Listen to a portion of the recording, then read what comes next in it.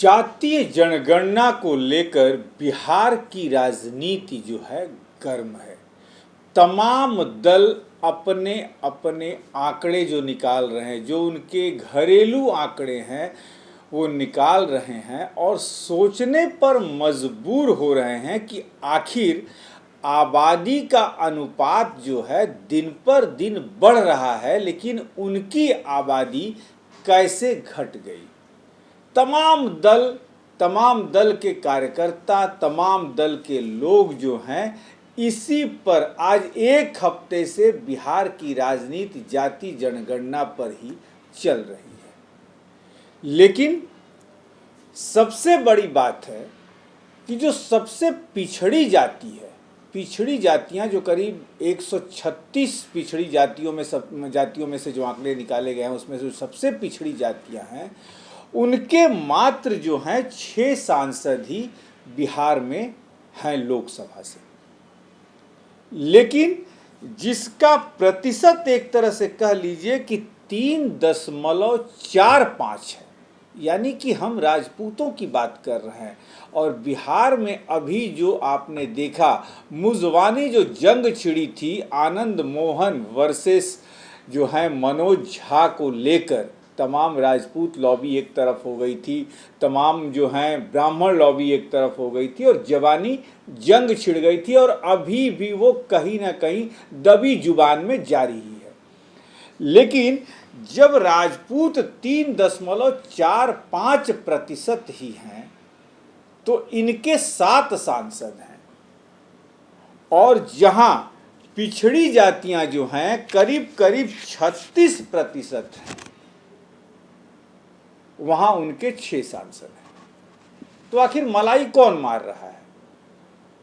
निश्चित तौर पर मलाई जो सत्ता में बैठे हैं चाहे किसी भी बिरादरी के हों वही मार रहे हैं।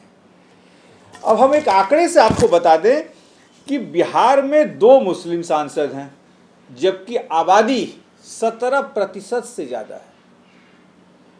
3 बनिया सांसद हैं, 1 गोस्वामी हैं, ओबीसी में आते हैं, 6 अति पिछड़ा है जैसा हमने आपको बताया ही। लेकिन इन सबको इनको जोड़ दिया जाए तो करीब 36% इनकी आबादी जाती है। 12 गुना ज्यादा हैं राजपूतों से, 3.45 ही राजपूत हैं, 12% से ज्यादा हैं पिछड़ी जातियां, फिर भी इनके 6 ही हैं। 4 दुसाध सांसद हैं, 2 ब्राह्मण हैं, 1 कुर्मी है, 3 कुशवाहा हैं, 3 मुस्लिम हैं, 1 कायस्थ है, 7 राजपूत हैं, 5 यादव हैं।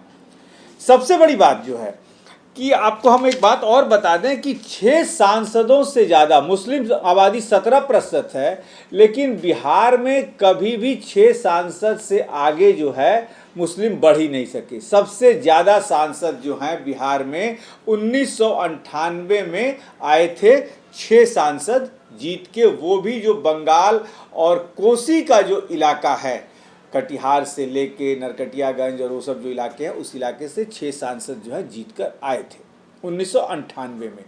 लेकिन सबसे बड़ी बात सत्ता के गलियारों से जो आ रही है कि आखिर राजपूत बिरादरी के 7 सांसद हैं, ये कैसे मुमकिन है। जैसा हमने आपको बताया कि यादव जो है वो 5 हैं और यादव की आबादी जो है 14.26 है, फिर भी उनके 5 हैं, आबादी 14.26 है। मुस्लिमों के सांसद जो हैं 2 हैं, आबादी 17% से ज़्यादा। तो मलाई मार कौन रहा है? मलाई जो है निश्चित तौर पर सत्ता में जो बैठे हैं। और यहाँ एक सबसे बड़ी बात ये भी कहना उचित होगा कि कुर्मी बिरादरी जो है वो 2.8% है। क्या आप सोच सकते हैं 2.8% कुर्मी आबादी है और उसकी बिरादरी के नीतीश कुमार पिछले 18 साल से प्रदेश के मुखिया बने हुए हैं। यादव की 14 कुछ है, 26 है, फिर भी राबड़ी देवी और लालू यादव मिलाकर 15 साल ही रहे, 1990 से 2005 तक। लेकिन 2.8% पर की आबादी लेकर नीतीश कुमार 18 साल से मुख्यमंत्री बने हुए हैं। आप समझ सकते हैं कितना बड़ा सोशल इंजीनियरिंग का ये कमाल है, क्योंकि नीतीश कुमार खुद ही एक इंजीनियर है और 2.8% की आबादी के साथ 18 साल से मुख्यमंत्री बने रहना ये कोई मामूली बात नहीं है, ये कुव्वत की बात होती है।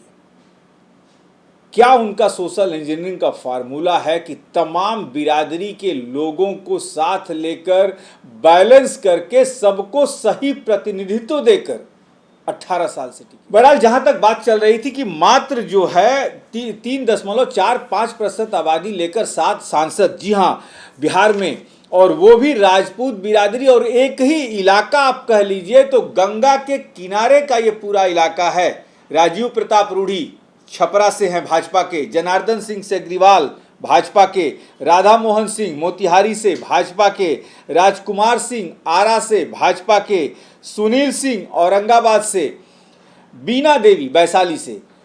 बीना देवी का मतलब हुआ कि एनडीए के घटक दल जो हैं पशुपति पारस का जो ग्रुप है एलजेपी, उसकी सांसद हैं, और कविता सिंह सिवान से जदयू। पूरा गंगा के जो किनारे के ये जिले हैं, 7 जिले हैं, 7 पे राजपूत सांसदों का कब्जा है, यानी कि मलाई राजपूत मार रहे हैं। 14.26% की आबादी लेकर 5 सांसद जो हैं वो यादव के हैं, यानी कि मलाई यादव मार रहे हैं। लेकिन फिर पिछड़ी जातियों को मिल क्या रहा है? बाबा जी का ठुल्लू। शायद पिछड़ी जातियों को बाबा जी का ठुल्लू ही पकड़ा दिया जा रहा है, और मात्र वो 5 किलो अनाज, उज्ज्वला गैस और थोड़ी सी कुछ दे दीजिए थोड़ा सा उनको कि ये योजना आई है, इसका ये लाभ है, आप लीजिए, बस उसी पर खुश हैं। उन्हें ये नहीं देखना है कि हमारी आबादी कितनी है।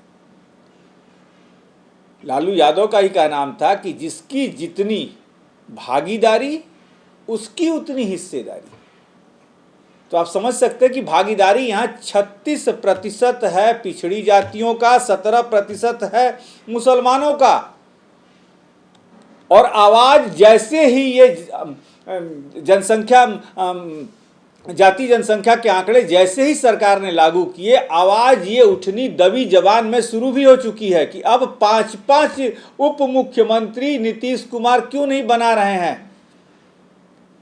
36% है साहब, कम से कम उनका 2 उप मुख्यमंत्री तो होना चाहिए। 36% पिछड़ी जातियां हैं आपकी आबादी में, तो कम से कम उनके भी 3 हो जाने चाहिए। और आप अकेले मलाई बैठ के मार रहे हैं मात्र 14% के आसपास पर। और ये बात जहां तक कि और भी पार्टी के नेता कह रहे हैं कि इन आंकड़ों में हेर फेर हुआ है, बहुत कुछ किया गया है, आंकड़े सही नहीं है, जनगणना सही से नहीं हुई है। लेकिन यदि हम इसी आंकड़े को समझा दें पिछड़ी जातियों को, मुस्लिम बिरादरी को, तो फिर कहां खड़े होंगे ये मलाई मारने वाले लोग? चाहे वो तेजस्वी यादव हों, नीतीश कुमार की बात आप अलग कर दीजिए, क्योंकि उन्होंने यदि 18 साल से राज्य किया है तो वो सोशल इंजीनियरिंग के बदौलत किया है। उन्होंने अपनी इंजीनियरिंग की डिग्री को सोशल इंजीनियरिंग में एक तरह से कह लीजिए कि तब्दील करके सभी बिरादरी का नेतृत्व दिया है। तभी तो कविता सिंह उनकी सिवान से सांसद हैं, राजपूत बिरादरी को भी नेतृत्व दिया, कुर्मी बिरादरी को भी दिया, आरसीपी सिंह को भेजा था राज्यसभा में, सभी बिरादरी को अपने सोशल इंजीनियरिंग में नेतृत्व दिया। लेकिन तेजस्वी यादव और लालू यादव की जो ये फैमिली है, ये अकेले मलाई मारती है। एक ही घर से मीसा भारती राज्यसभा से,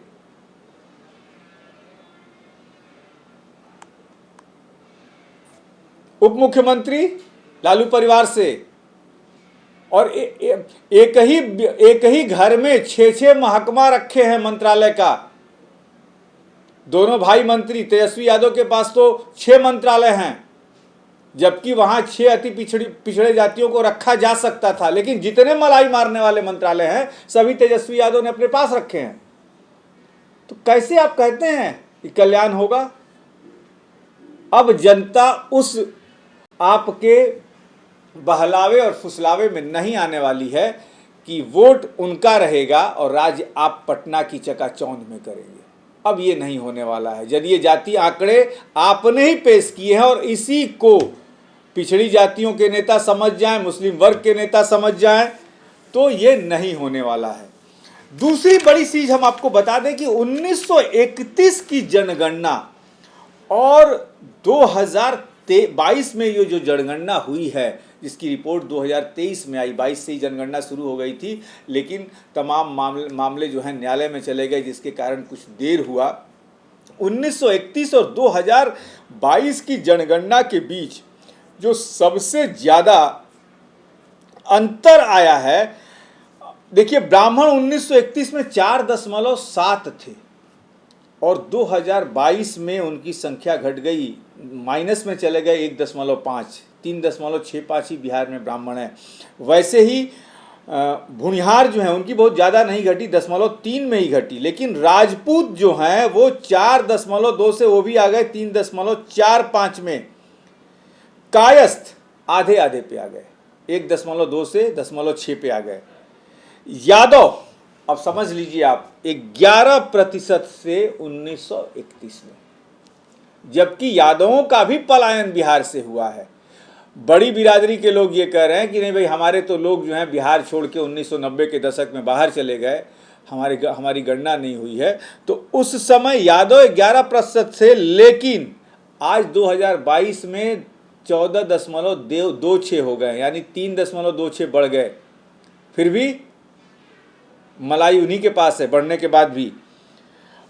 कुर्मी घट गए, यानी कि नीतीश कुमार की बिरादरी घट गई, 3.6 से 2.87 पे आ गई।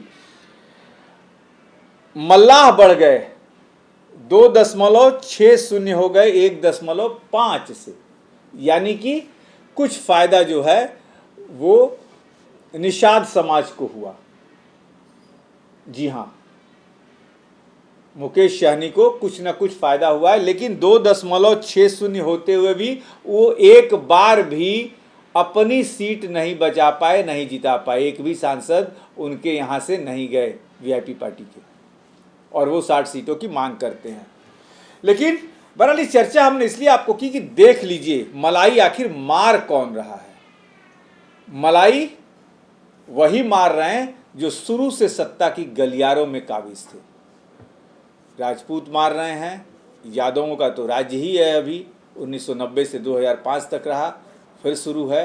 तो मलाई मिल रही है उन्हीं को, और जो हमारी ये पिछड़ी जातियों का जो ये आंकड़ा है, जो हमारा ओबीसी से लेके और भी जितने कानू, कुम्हार, लोहार, नाई, इनका कहीं कोई वर्चस्व नहीं है। बस आप आइए, झंडा ढोइए, वोट दीजिए। मलाई मारने के लिए पटना की चकाचौंध में लोग बैठे हैं, और चुनाव के बाद ये भूल जाते हैं कि जिन बिरादरी का वोट लेके वो सत्ता की कुर्सी तक पहुँचे हैं, उनके घरों में चूल्हे जलते हैं या नहीं।